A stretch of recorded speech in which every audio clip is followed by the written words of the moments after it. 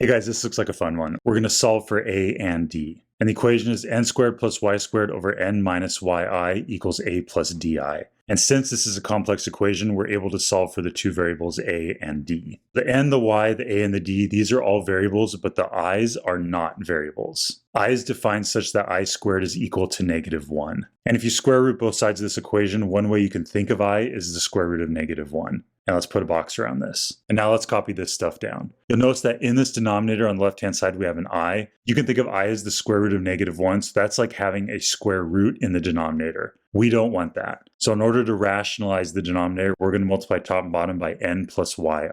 And I'll show you what that does. On top, we'll just leave it as this times this. On bottom, this is like a difference of two squares. So we end up with a squared minus b squared, or in other words, n squared minus yi squared. This squared can be distributed to both the y and the I. And then I squared is equal to -1, so we can change this I squared into -1. This subtracting with -1 ends up being like a double negative, so it turns positive. So this is n squared plus y squared on bottom. And now the top and bottom both have a factor of n squared plus y squared, so those can cancel each other out. So on the left-hand side, we're left with just an n plus yi, and on the right-hand side, we have a plus di.